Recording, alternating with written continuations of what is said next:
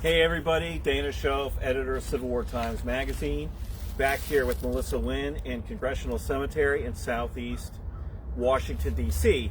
If you've tuned into our earlier broadcast with guide Steve Hammond, you know that this cemetery is large and has a lot of Civil War personalities in it, but because of its location in Washington, it's also unusual that some personalities were buried here and then later moved. You know, they were buried here where they died in D.C. and then for numbers of reasons that they were sometimes relocated to other cemeteries. Now behind me is this tree, and this tree marks the former burial spot of Melissa's favorite Civil War personality, John Rawlins, okay? John Rawlins was from Galena, Illinois. You knew Ulysses S. Grant before the war, helped get Grant back in the military, and then became part of Grant's staff throughout virtually the entire war. Eastern Theater, Western Theater, and he was temporarily buried here. Now, Melissa, come on around. So Melissa seriously knows tons about Rawlins.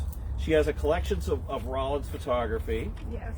And there is a biography of Rawlins coming out. You know the title of it? Right. It is John Rawlins, No Ordinary Man by Al Ottens. By Al Ottens. Comes out in August, and it is, I believe, the preeminent biography of Rawlins. There are only two others, and this one is just massively researched and sourced, and he's done a great job. This guy seriously is an important figure in the Civil War, helped to get Grant in that position. We're going to actually be excerpting that book in our August issue, something for you all to look forward to. And Melissa actually read the manuscript for Ottens, one of the manuscript readers when it was being produced. You're thanked in the book, and one of the photographs, she's also a really good photographer, I should say. One of her photographs appears in the book of the Rawlins Monument that's located on the other side of D.C. Right. So tell us a little bit about the history of Rawlins' interment in this location. So Rawlins, I'm going to show you actually a photograph of him, and hopefully this will work out okay. I'm going to take it out because there's sun glare, of course. This is Rawlins, and as Dana mentioned, he was Assistant Adjutant General to Grant during the war. Basically becomes his Chief of Staff, and he is Grant's confidant, a friend, and companion through the war and after the war. He's an extremely important man at that time on Grant's staff, and after the war he is with Grant as his Chief of Staff while Grant is General-in-Chief, and then when Grant becomes President, he becomes Secretary of War under President Grant. He is a very young man at this time. He's only 38 years old when he becomes the Secretary of War for the United States. And he is very ill in the latter part of the war with tuberculosis, which was considered consumption at the time. That does not stop him from serving his country. And really, he invests most of his life to serving Grant. In September of 1869, September 6th, just 6 months after he becomes the Secretary of War, and again at the age of 38, he succumbs to tuberculosis. And he is buried here. He dies in D.C., right? He dies in D.C., and there is a funeral for him on September 9th of 1869, begins at the War Department. Again, he's relatively obscure now. At that time, he was highly regarded, and he was well respected. And the funeral is a large affair and is attended by, of course, Grant, cabinet members, Rawlins' family, many government officials, foreign dignitaries, and they have a full ceremony at the War Department, and then a large military procession that leads to Congressional Cemetery. And the funeral procession is quite an affair. It's over 200 carriages and vehicles. His casket is flanked by soldiers, and it is draped in black. It's led by 6 gray horses with riders dressed in black, and Rawlins's white riderless horse trails behind the casket. It's very dramatic, and there are quite a number of attendees. They arrive here at Congressional Cemetery around 12:15, and there's a small ceremony here.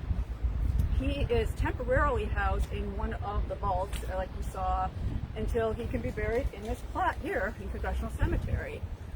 We discussed a little bit about how the cemetery kind of falls out of favor in 1876, and it becomes less well used. The government is no longer using it for government official burials, and actually in the 1890s there is a GAR post, which is actually pretty notable that this GAR post is named for General John Rawlins. It's the first GAR post in Washington, D.C. ever. It forms in October of 1866 while Rawlins is still alive, and it is named for John Rawlins. They adopt his name as the name of the GAR post.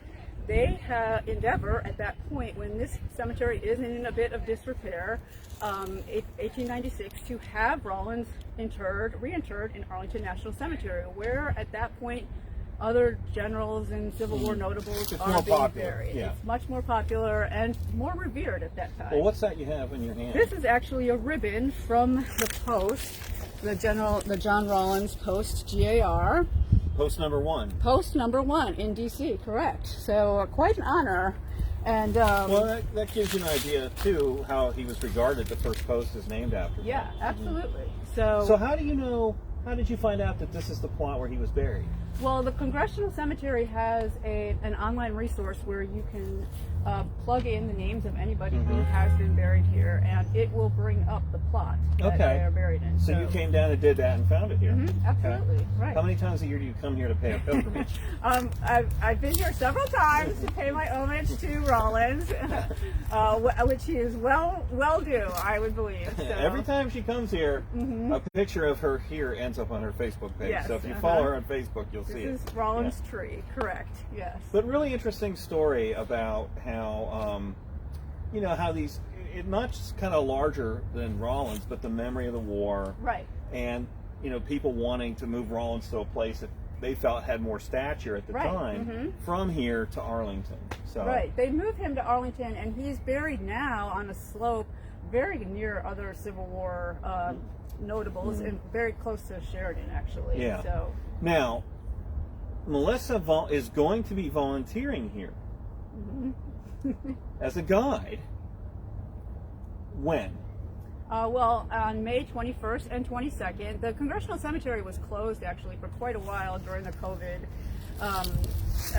pandemic to the public, and they are reopening now. They are open now again to the public, and they are trying to hold a couple of events to entice people to come down and partake in the history that's here. So in May, on May 21st and 22nd, they'll be having an event in the evenings, guided tours related to Prohibition figures that are buried in the cemetery. A Prohibition tour. Correct. Okay. So it will be a Prohibition tour. And you'll be dressed as a flapper, right? I will be dressed as a flapper, yes. Okay. Holding a little lantern. So if you want a tour from Melissa, come down here May 21st, 22nd.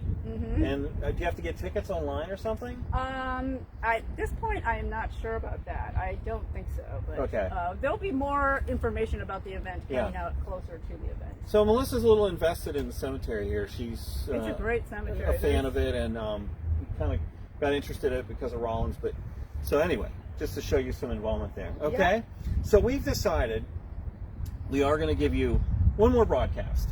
We're going to end with this, but there's one more grave we're going to visit here shortly, and we'll see you there in about, what, 10 minutes? Yeah, 10 minutes. If that, Yep. Okay? So until then, this is Dana Shoaf And Melissa Winn. from Civil War Times Magazine, signing off from the Rawlins tree. in Congressional Cemetery in Southeast D.C.